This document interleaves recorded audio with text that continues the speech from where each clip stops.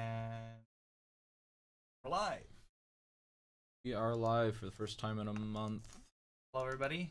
We've been breaking over the break. I wasn't breaking a dissertation. Breaking from this. Mini. Something like But we are back, and we've got our yearly recap for you that we're going to go over today. But first, we want to cover just a couple news from this past week. So number one on the docket, the winner of the Frederick Fennell Prize from ASCAP and CBDNA, the College Band Directors National Association, has been announced. The winner is Jules Pegram, and the winning work is his Concerto for Saxophone and Wind Ensemble. Jules Pegram will get a chill $5,000 from ASCAP and CBDNA. chill $5,000. A chill $5,000. Dang, like I got a chill $5,000, man. Like I've never heard that saying ever. It's just slang, man. That's Young people. The way of things, Anyway, and our only other real thing from this week is two new premieres actually. The Prototype Festival, an opera festival held in New York, was last week, and there were two new operas premiered by the Trinity Wall Street Choir and Novus New York. And there, the first one is Dreams of the New World, an opera by Ellen Reed, with libretto by Sarah Labrie. This is an opera that actually draws from interviews about the pursuit of the American dream that the librettist did with people from the American South-ish. So some from the Southwest, Los Angeles, some from... Speak into your mic. And, oh, am I not coming through? Here we go. That's better. And then the second opera is by David T. Little with a libretto by Royce Varvek, and it's entitled Am I Born? And I'm going to quote from the website because I can't explain it any better than this. The opera, quote, explores lost histories, altered places, a spiritual bleed at the intersection of modernity and antiquity. So, that's basically all that's new from this week. We're still in the January lull. Things will start happening around next month to talk about. But we do have our recap from the past year that we want to bring to you. And so let's kick it off. This is the first one. I'm finishing my breakfast. He's eating. So, big news from last year that got a lot of people talking, a lot of people riled up, was the Pulitzer Prize winner announced. We're not going to announce like every award that was won last year, but the Pulitzer is notable because for the first time in the Pulitzer Prize for Composition's history, it was given to a popular artist for an album that he made, and it was given to Kendrick Lamar for his album Damn. So it was big news. It caused a stir. A lot of people praised the decision, but there were some others who didn't think that the album deserved the Pulitzer or wanted to restrict the Pulitzer to classical music or notated music as opposed. But that it was possibly a siege, or it could be a one-off. We don't know. I think with the reactions it got, I think the odds are it's either going to be a one-off thing, or because now that things have simmered down, it's a lot easier to look back at it. I think that it's either going to be a one-off thing, or they're going to come up with a separate category to make it to where, okay, this is for concert music, and then this is for popular music. I think that might be the more applicable or more viable route. Just kind of looking at what the general musings are these days, and kind of like people looking back at it, and kind of people more in power, so to speak, what they think. And I don't know. Do you think that that's probably what's... I don't know. I mean, it was mixed, but a lot of people also really praised the... And I don't know if we can be sure. I don't think that a concert music versus popular music would be a good split. We've talked about this on here before, so we didn't need to rehash all the arguments made about this. But I would actually be in favor of seeing a music in a score medium and music in a recorded medium. So that would, I mean, that would mostly be one, classical in another and pop in the other, but it would also have some crossovers. Like some jazz albums would go in notated on paper for more big band stuff, and some would be more jazz big band stuff. They don't tend to go for Pulitzers though. They have kind of there have been a few, but in general they tend to have their own like set of awards that are just kind of theirs. So I mean, and honestly, that was the biggest argument that I saw that had the most ground is, hey, as far as like scored music and whatnot, this is one of our last bastions of this is our world type thing, and now it's being kind of lost away. I don't know.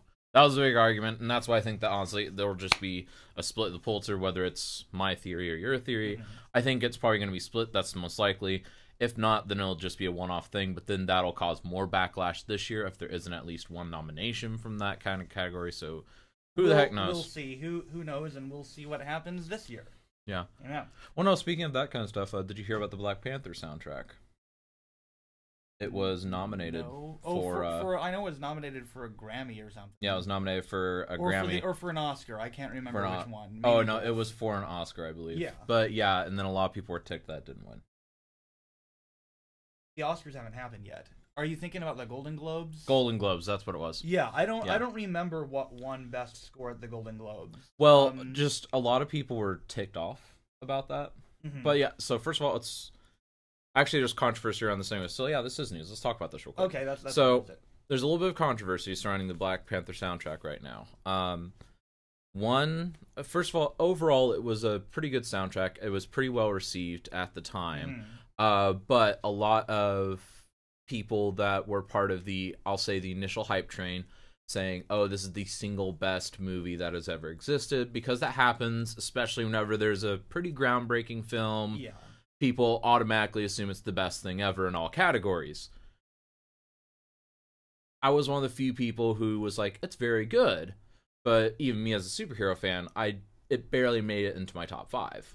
And I have my reasonings. But that said, a lot of people that are part of that diehard, oh, it was the single best thing, and because they're just kind of on the, oh, they broke so many grounds, it deserves to be the best film ever, they're pretty sure that it should have all these different things. Now, the fact that the soundtrack has been nominated is really good, but the part that they're not happy about is it's only one of 2 nominations that it has.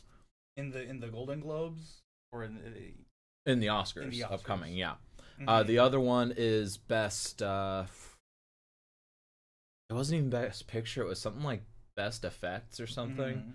I don't know, it was one of those other categories that are more kind of called the gimme categories. Right. It's the category, and I mean, I'm not sure how many other of these superhero blockbuster movies got nominated. They don't get nominated. But yeah, it's dumb. And we all know. Well, because there's bias against the superhero movies. The Oscars don't like superhero movies. They don't like big popular blockbuster movies, which is a shame because there's a lot of really good ones out there that are deserving to be considered for these Infinity awards. War didn't even get a single nomination, by the way. At all? There are no nominations for Infinity War. Oh wow, that's ridiculous. As of what I've seen. Which is objectively a wrong decision. Personally, I think Infinity War deserves to be nominated for Best Picture. Does it deserve to win? Well, I don't know. There's lots of good I was voting movies. for Best Antagonist. I don't think that's an Oscar category. Oh, that's not. That's right. Not. Isn't that more a Golden Globe one? I don't think. I'm not sure. I think it is, yeah. But I mean, he could. I mean, it would be Best Supporting Actor. Would Josh? No, Brolin he'd be lead. He'd be lead actor. It was his movie.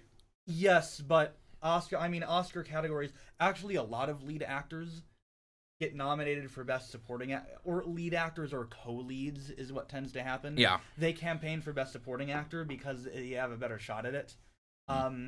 So if they did an Oscar campaign for Josh Brolin, he probably would have campaigned under Best Supporting Actor, even though he's really the lead character of the movie. But yeah, I'm ticked about that personally. I mean, and I can't be too. pissed about it because we know that the Oscars don't like. Well, I know, but like, if any movie were to break through and actually win a couple good ones, I thought Civil War deserved a nomination. I thought The Last Jedi deserved a nomination for Best Picture. I thought Infinity War did as well. I mean, Last Jedi got its usual nomination for score, right? Which it's because John Williams is fantastic. But no, I mean, for the Black Panther score, it's. I don't know. No, it wasn't for score. It was for the soundtrack. It was for the soundtrack. Because keep in mind, they split that. That makes more sense, because I was going to be like, who do you give that to?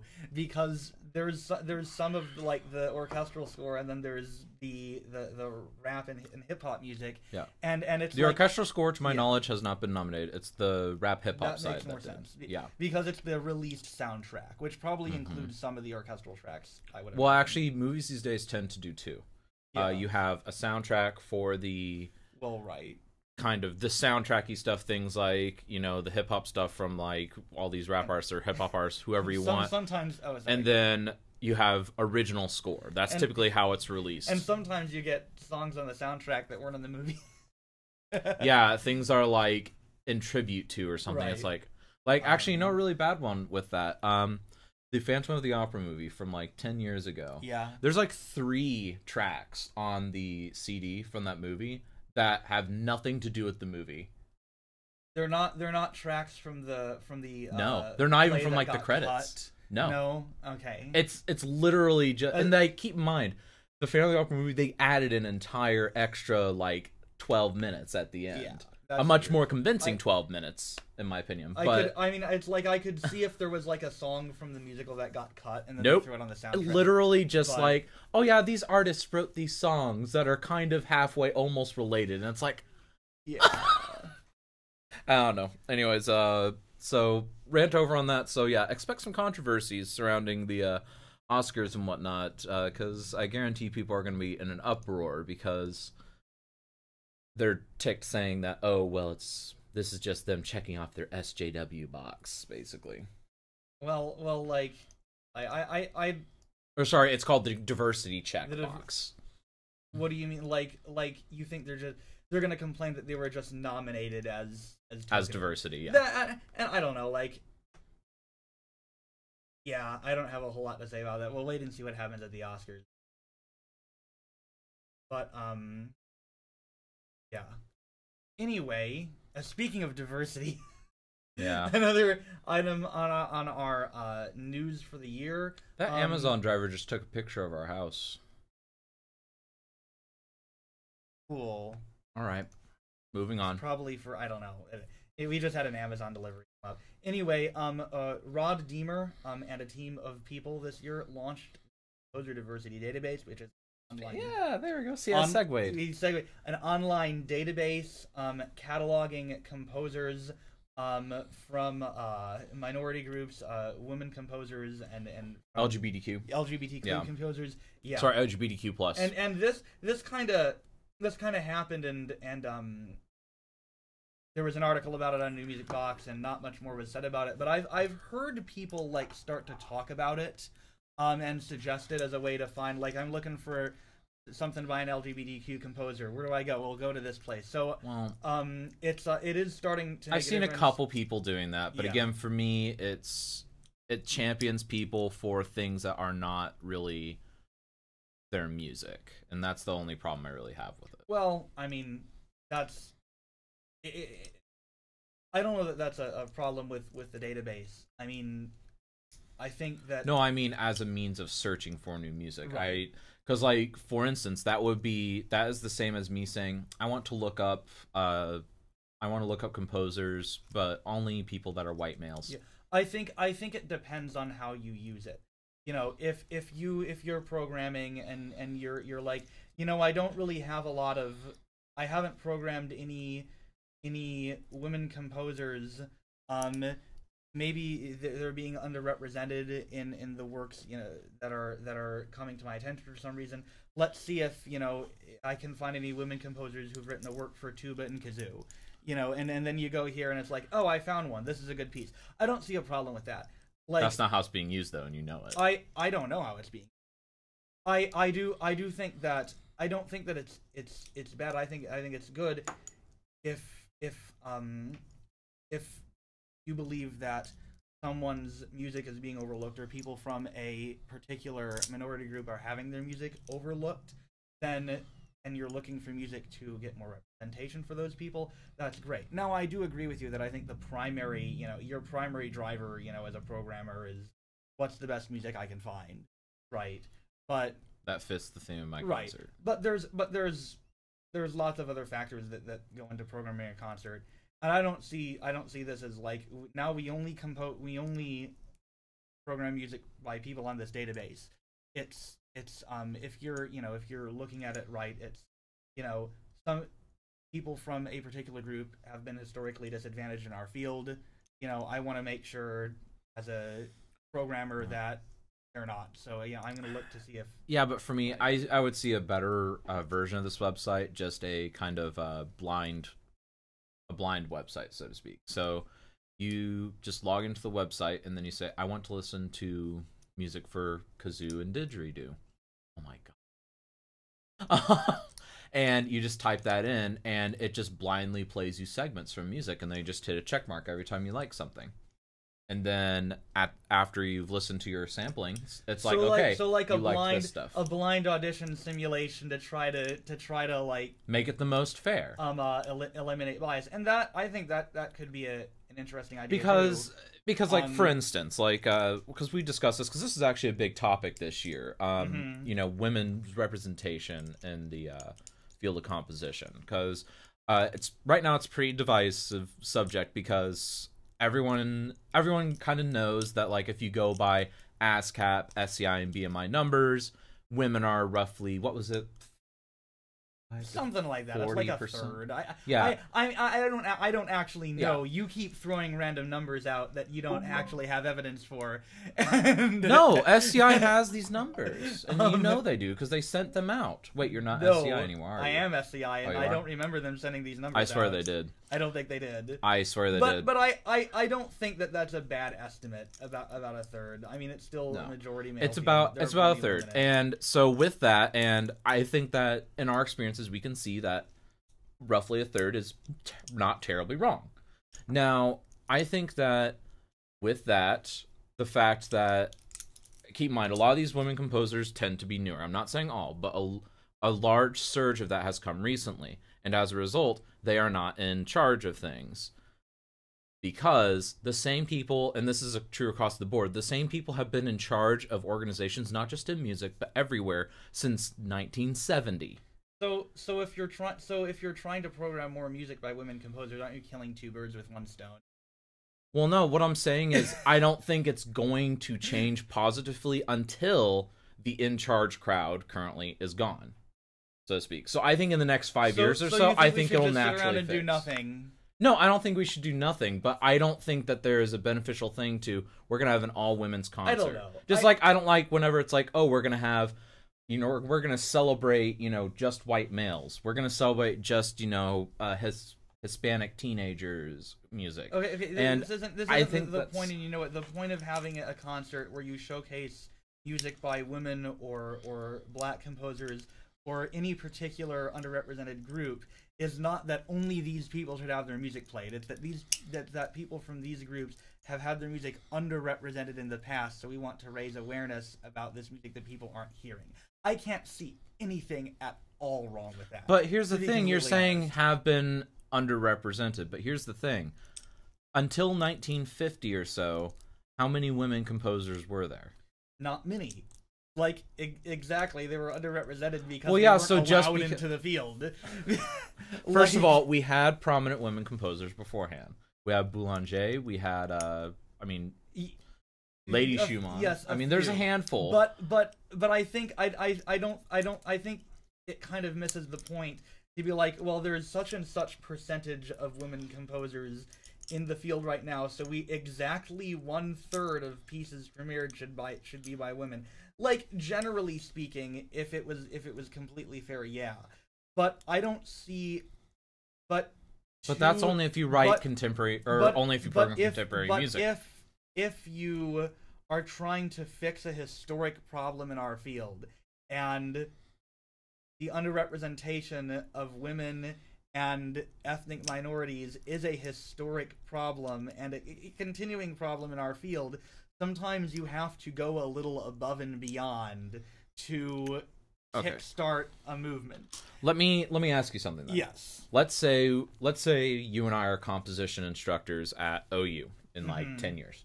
And this whole time it's a relative dry spell and we just have males in the program for some reason. Right. We've had female applicants, but for whatever reason they just haven't come. They haven't stayed past their freshman year for whatever reason. It's just been blind dumb luck. And after this 10 years, we have 3 women composers come in. Yeah. And they are now 3 of the 20 or so that we normally have. Should we have an all-female concert of our students' music? Okay, now... That's not too different from the situation. You're talking about different contexts. Okay, when you're in an academic context, do you see the difference between having a university in which it is incumbent upon you to treat all of your students fairly and equally, and putting on a concert where it is not incumbent upon you to treat all composers equally? You have the responsibility and the right to choose whatever music you want. And saying, I can't see a problem with saying, I'm going to do a concert, you know, and it's going to be 5 women composers to raise awareness about some people who've been underrepresented. It's a different situation. When you're at a university and you're an instructor in a university, you have a responsibility to all your students to treat them fairly. It's not the same thing. Here's what I'll say. I don't see an immediate problem with having the all-female concert or the all-Hispanic concert or, you know, the all-African-American concert. I think that's just good. The issue that I'm trying to bring to the table is how much kind of counteraction is required. Because, like, for instance, just look at, you know, the Call for Scores websites lately. We are inapplicable to like almost half of them sometimes. That's not even true though. Like when I look at the Call for Scores, you know, usually there's a couple on the front page of composers' site that are like, we want women composers, you know, maybe one that says we want somebody from the LGBTQ community. Still, the majority of them. But I'm saying like it shouldn't be a situation where because I typically log in once a week. Is how I do it. Yeah. I have had weeks where I log in, and of the 10 or so that are due that week, half of them are, you have to be one of these minority groups, you have to be, you know, one of these, and I'm not even talking regional. Like the regional stuff itself. I found is weird, a lot that I'm not applicable for, but not all of it is because of, you know, quote unquote diversity issues. A lot of them are regional, some of them are age based, because it's like we want or we want a high school student, or we want a mid-career composer, which is, you know, it's kind of the same issue. Mid-career composers are underrepresented in calls because a lot of them. Well, it's because everyone always wants either emerging or established. They don't want semi-emerged. So I honestly semi-merged. looking at the stuff I see calls for scores, I don't really see a problem with the amount of calls that ask for a woman or somebody from the LGBTQ community or something like that. I sometimes see more a broader problem with people being too picky about what they want. But that also is kind of a different issue. That's also not even something you can really fix. It's just, you know, if your ensemble is trumpet and harpsichord, there's only so many pieces out there that people have written for trumpet and harpsichord. Well, it's at that point that, in my opinion, you should just go for a couple commissions. Well, no, actually, the problem that can be fixed is the it can't have been performed before. That would solve a lot more. And stuff that's something that can though actually, just so you know, I figured this out a few years ago, and I'll share the knowledge with you. They typically don't count university premieres. Yeah, some of them say that explicitly and some don't. But also, if you have a university premiere, they don't know about it. Well, no, but in general, like, people don't care about that. You could get away with it. Yeah. So, like, most of your music is fine. Yeah. I've been to concerts that were like, this is the world premiere, but it's not the official world premiere, so don't tell anybody about it. Yeah. But anyway, I think we've gone on enough. Yeah, we've gone on topic. So, and it's a little over half. 1:30, so let's get through it. EU copyright law passed, sort of. Basically, the groundwork's laid. The way the UN stuff works, basically, it's going to pass in some form. We just don't know the severity of it. It has to. First, it has to be approved by EU member states, and then they have to vote on it again. So, right. But based on their track record, some version of it will pass. It's just a question mark of how much of it. It'll be somewhere between 0 and 100%. And so, you know, just a quick overview of this. This affects composers in it could positively affect composers in making it easier to find, I see only positives. To find plagiarisms and illegal uses of music online. It could also negatively affect composers and creative artists who are using fair use and use other people's material in ways that are illegal but could be taken down by Content ID. So no reason to argue about this anymore. You know, that's the overview. But yeah, so we'll keep an eye on that. Yeah. Another law that actually passed officially in the United States, half passed, is the Music Modernization Act that was passed this past fall. That is, we think, and pretty much everyone else in the industry thinks, mostly gonna be just positive all around. Yes.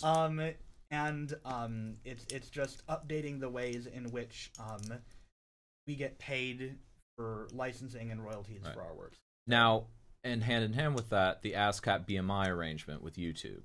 That is also pretty big. We didn't get that in there. We make errors. But that's a pretty big deal. So basically, now you can post your music online and still technically get a royalty from it via YouTube. Not through YouTube, but through ASCAP. As long as you claim the video. It's not nearly as much as if someone were to actually go out and buy your music. Right. But a penny every now and then is still better. And it does also mean that with the prevalence of streaming music, now YouTube is no longer a shady source, but it's now a viable source. Yeah. Like, as soon as this passed, it was like June 1st or something, wasn't it? Yeah. It was pretty early in June. As soon as that happened, I set up entire playlists on YouTube, because there's stuff that I've wanted to listen to that has only been available on YouTube, but I personally blocked myself from doing because I can't bring myself to do that kind of stuff. So I made a playlist, and I was like, this is great. It's so much easier because YouTube is such an intuitive interface. Anyway, so, and everybody's all the record companies and everybody's posting their music on YouTube. You can find so much stuff on there now. So now for listeners, it's great too. And the only negative side really doesn't affect composers and more affects original content creators on YouTube. Basically, by that I mean like people that create full videos that are original. A lot of them are having their stuff taken down because they either for some reason weren't aware of that, or they thought they could get away with it, or they just don't care. And they would post a video of like, them playing Call of Duty and then like getting a bunch of headshots to like the 1812 Overture or something, which is not fair use because they are directly quoting from the record, and so then the money gets sent to whose ever copy of 1812 Overture that they ripped. And so they're ticked off. So a lot of people are ticked off about that, but honestly, most of that initial rage has settled down because the people that were egregious offenders are now off the platform. And in general, I think people are just seeing overall the benefits of what has happened. And I think that in the end, it's going to be great, especially for composers, but I think this next year will really show how good it is. Because now that it's been there and it's established, I think more and more composers will use it as a platform. Like, I've been posting all my music on there for the past half a year now, and it's been great. Anyways, so Vanessa Rose named ACF president, CEO. That's another big thing, because, well, fantastic. American Composers Forum, and this happened a couple of months ago. Not a whole lot to say about it, but it's just, industry changes. And I'm excited because she's put together some good chamber stuff before, and I want them to do more chamber stuff. She's worked with a lot of good organizations, and hopefully she does good work with ACO and ACF. I mean, I like the next point. ACO and ACF are different. And the next point is my favorite. And our final bit of general news for the year is that Composer's site won't stop going down. It went down twice this year. Once it was for like a whole week. The second time it was for a day while they switched hostings or something. It was like 2 days, but yeah. Yeah. That's, we've talked about this on before, but yeah, just basically that's something to watch out for. Don't only rely on Composer's site to keep track of your calls for scores. Write it down, put it in an Excel document. You know, don't trust the internet because it'll fail you. Now, if you know how to use the internet. Now, next up, these are a few new music initiatives that were put forward last year by initiatives. Initiatives, say. I'm not sure what the actual correct pronunciation is. It'd be initiatives. It's one of those weird terms where you have to change the pronunciation just by adding an ES. I'm gonna look it up. It's weird. Anyway, not now. There are a few major orchestras and performing arts organizations that have done a lot of commission this past year, or have announced large commissioning projects. One of those is the LA Phil. Under the baton of Gustavo Dudamel, they're putting a lot of emphasis on new music. Also, the Metropolitan Opera announced this past fall a big commissioning project where they're going to have a lot of new operas, and also the Philadelphia Orchestra, after the controversy surrounding the absence of women composers in their season. They started off by doing a reading session for 5 eminent women composers, and then announced a bunch of commissions for both the composers that they did the reading session with and several other composers as well. So, I don't. What are you smiling? Did you check with the pronunciation of the word? One dictionary says it's one way. One dictionary says it's the other. Okay, so it can be either. Okay. Or one of them's wrong.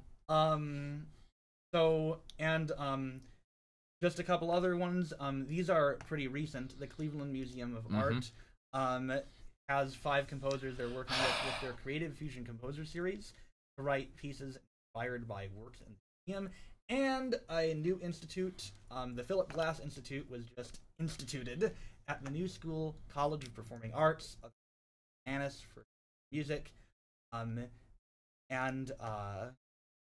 That's going to focus on both the music of Glass and other related composers. Yeah.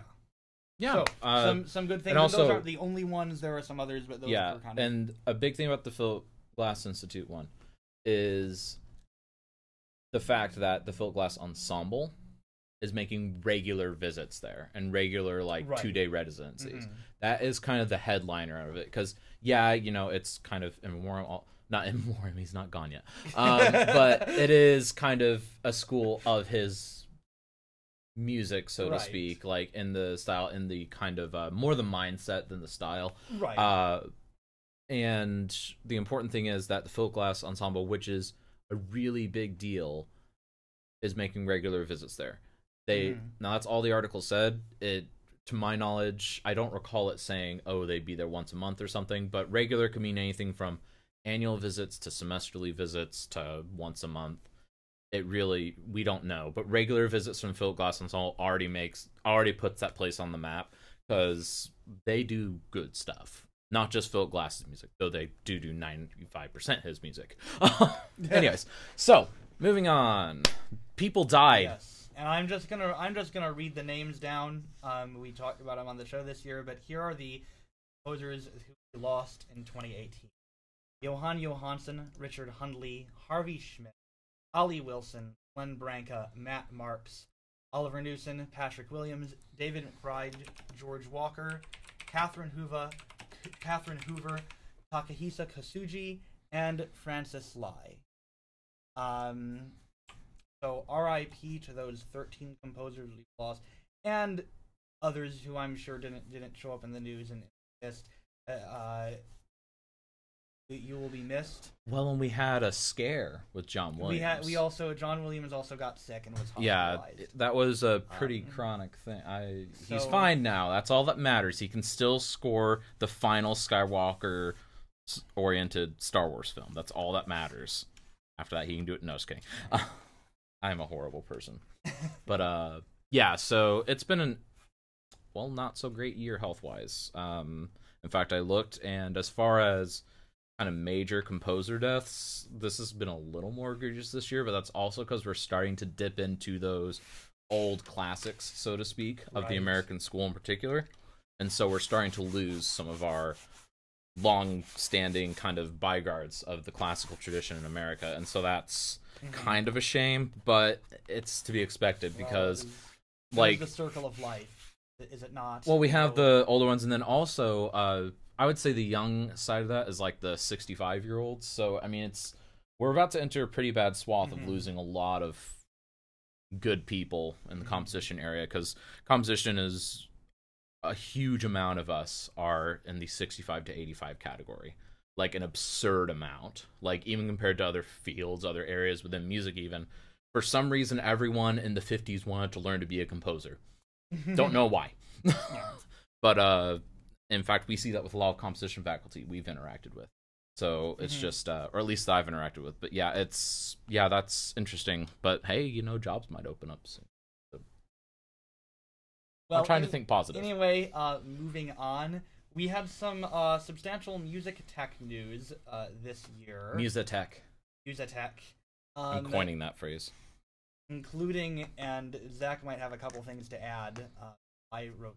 Not really. But Dorico 2.0, 2.1, and 2.2, right? So, and 2.2 was, I believe, you said a really big update. It was huge. Yeah, even more than 1 to 2. Yeah. What you said? Yeah. Like and it's because 2.2 finally added all those things that people wanted.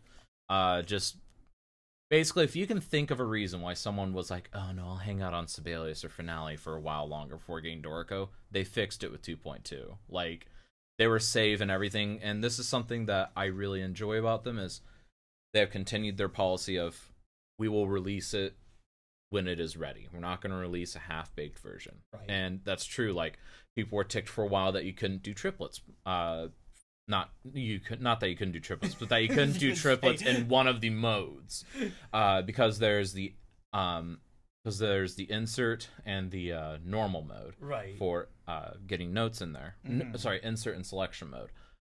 You could only do triplets in insert mode because they said, well, we want to do the triplet function right.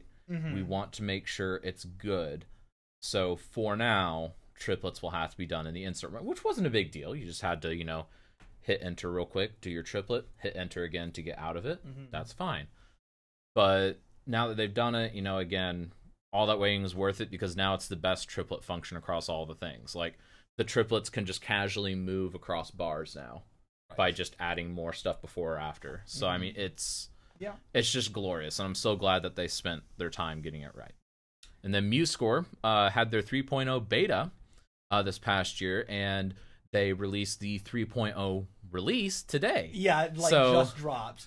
Just dropped at 10:30 a.m. So that's actually pretty good. I actually got an alert about that like 11 on my phone, and then truth be told, I went back to sleep. I've been really tired the past couple days, no idea why. But so that was really exciting for MuseScore users, and honestly just those looking to get into notation, because it's really good piece of software. MuseScore it keeps getting better. It does. It still doesn't hold a candle to Finale, Sibelius, Dorico. Yeah, but I can remember when I was 15 and first getting into notating music, and I used MuseScore, and it crashed every 5 minutes, and it was the kids. It still did that when I was an undergrad. The kids these days have it so good. They're so lucky. That and being able to do things like Dorico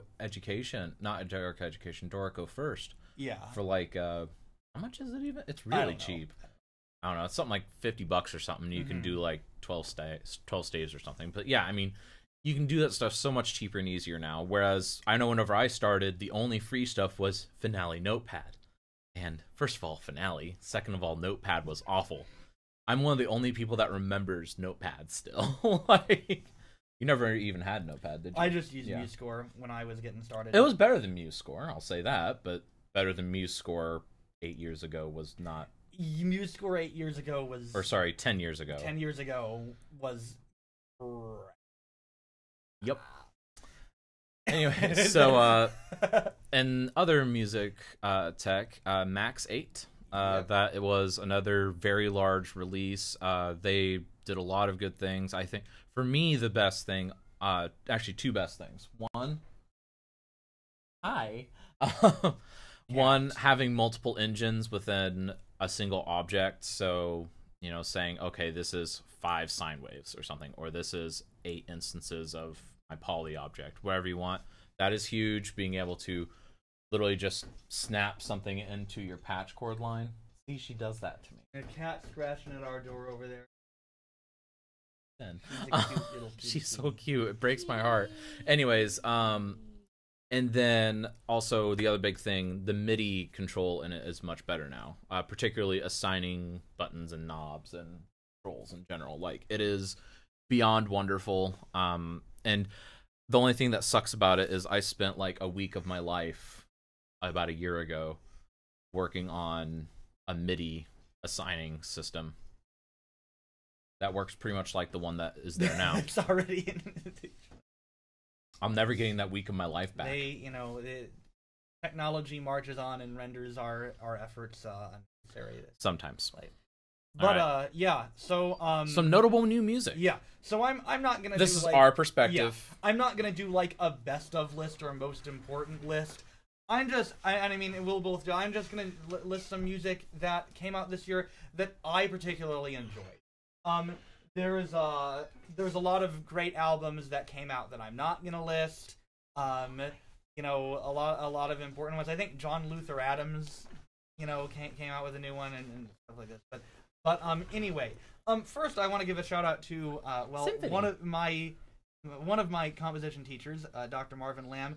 He the Pedroia String Quartet recorded his Lamentations on their new album Quadrants Volume 2, and while I have not had a chance to like actually listen to the album, I did get to hear the piece live this year, and I thought it was a really great piece. It is a really good piece. So I'm intending to check this album out. So I guess I'm not really recommending this album as much as I'm recommending a piece on it, and I'm hoping that their pieces are good too. No. So funny story. So at the performance of Lamentations that we attended, Dr. Lamb sat right behind me and Jacob, and afterwards, I turned to him. I was like, "Oh yeah, that piece was pretty good. You know, it was a lamentation, but still pretty good." And then he's like, "Well, I mean, it's as good as a lamentation can be." And then, that was fun. I enjoyed that. So that's not necessarily for the album as a whole, but that piece is worth checking out the album for. So my other records that came out this year that I really enjoyed, Ingrid Stutzel, her new album, The Gorgeous Nothings. The title track is a fantastic piece, voice oboe, and Eric Moe released an album called Uncanny Affable Machines that has some really good music on it. I particularly enjoyed the piece. I don't remember the exact names of it. There's a piece of drum set on there that's excellent, and a piece for viola and electronics that's fantastic. Douglas Boyce, a record called Some Consequences of Four Incapacities. This is high, modernist, atonal, complex, gnarly. If you like that kind of thing, you'll like this album. The Hands Freeze debut release, self-titled, is kind of crosses the line between classical and folk bluegrass. Caroline Shaw is in that band, and so are some other prominent composers, instrumentalists in the new music world. And finally, my favorite album of the year is released. It's Damn, isn't it? No, it's not Damn. Although I did enjoy Damn by Kendrick Lamar. My favorite contemporary music album of the year is Dinosaur Scar by Du Yun. This was just a fantastic record. It features her music performed by the International Contemporary Ensemble. it's to me it's like the perfect new music record. It's got some little improv-y stuff on there. It's got a lot of music. There's a great piece for solo saxophone, and there's a lot of stuff that has that like rock influence to it, right, without coming across as gimmicky or look, I'm doing this thing to be hip. It really is just fantastic. Written in a way that's very intuitive and accessible to the listener, but also has enough in there to dig into for attentive listening. So I highly recommend this album. Zach, what are some new music you enjoyed? Actually, of all things, so two things. One, there is a soundtrack bit that I have been in love with. There is a from Dragon Ball Super. Actually, there is a track in there from a very critical moment in what was called the Tournament of Power, which is very beautiful, very lush score. I'm a big fan of orchestral crescendos. I think, or textural crescendos, depending on what you call it. You guys know what I'm talking about, though. In general, it has a beautiful moment in there. It is for those that are curious, I believe the track is called Vegeta's New Power. It is a beautiful, beautiful track. It has a lot of emotion in the music and the orchestration, and it's got a really nice just driving string thing by the end of it, which I think driving strings is really underused in contemporary music. So that was a highlight for me, musically speaking. And then there was actually, this is going to be a personal bias, but one of my favorite new music moments from the past year was we had a free improv in our improv ensemble here on campus for our spooky improv. Yes. It was an exceptional just 8 minutes or so of really masterful music making by our whole ensemble, and for me that was one of my favorite new music moments. Oh yeah, because it was just really solid. I even showed the recording to the comp faculty. They said it was top notch, and they were wanting me to submit that to a couple places potentially and be like, hey, look, we've got this great improv group, want us to come do some stuff. So I mean, I think that was one of my favorite moments. As far as composed pieces, for me, actually, there weren't any real slam dunks for me personally. Really, kind of the closest thing would be, and this isn't even because of the title thing, but Higdon's new piece, the viola concerto. Yeah. But not because of the viola part, because I'm a fan for orchestration. Okay. Yeah. And I wish she would write. Last year? No, it was 2018. Oh, was it 2018? Oh, it was pretty early in the year. You're right. I have to add that to my list. That was I thought in the March. Higdon Viola Concerto was a fantastic piece. Yeah. I added to my list as well. We like it for different reasons. I thought it was 2017. Yeah. Oh, no. It was really early 2018. Yeah. But yeah, I think that was probably my best composed music highlight, and I think that was, or rather just concert music highlight. But yeah, I think those are kind of my biggest things, and then I think. Oh, actually, there's one more. This one is from film. Okay. Two things. One, the sequence from Infinity War when Thanos makes his final assault on all the Avengers to get the final stone. I believe that is one of the most gorgeous soundtrack moments in cinema history. Like, for me, it is tied with the immolation scene from Star Wars Episode 3. Like, it is that beautiful, it's that lush, it has that much emotion behind it, even without the visuals. It's just such a good musical moment. For those that aren't familiar with what I'm talking about, just go look it up. You can find it pretty easily. Go watch Infinity War. Yeah, go watch Infinity War. Yeah. No, look up the scene I'm talking about, and then watch that in the movie. And then also from Infinity War, score-wise, they have both of my favorite moments, if I'm being honest. But from the same movie, but Iron Man's last stand against Thanos. That, to me, just whenever it drops to the string quartet, right after he is stabbed, and right after you kind of cut all music, and then it cuts to string quartet for just a second. It's just like the most beautiful thing and the most emotionally. They must have done so many takes of that, because I've done like slow lamentful string music, and I know how hard it is to get that sound that they got, and man, that takes some talent to get the sound that they did there. But yeah, so I would totally recommend those two moments. So yeah, that covers kind of my 3 areas. I'm trying to think if there's anything else. Oh, there's one from gaming for me too, actually. In Battle for Azeroth, the most recent World of Warcraft expansion, there is a beautiful, beautiful moment in which a longtime hero of the Alliance kind of returns to the fray, and the music that they use to tell her story in what was called a Warbringers cinematic beforehand is really good. It's kind of like a sea shanty type thing. It's that thing I've shown you.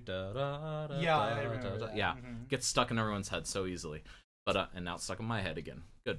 But anyways, Daughter of the Sea. It is. In fact, it was so popular that a couple days after they released the Warbringers, the World of Warcraft team, they released just the music from it. They've never released just the music from any of their little cinematic bits before, but they realized how popular it was, and so they're just like, let's capitalize on this. Let's make a lot more money. So why not? And it had like millions of views in the first day. So yeah, so those are kind of my favorite musical moments. Fairly broad scope, but yeah, it was a pretty exciting year for new music and composition in general. And I think my personal highlight for music overall, just beating all new music even, is I passed my general exams. It passes. Nothing else is important. And next year, Zach will be the doctor, and I'll be the master. Why? And then we'll have to play. No one understands. We'll have to play some Doctor Who music on here. Unfortunately, no. Actually, the music was better this year. The Doctor Who music from past the 2005 revival. You're like the one human that enjoys that show, though. Yeah.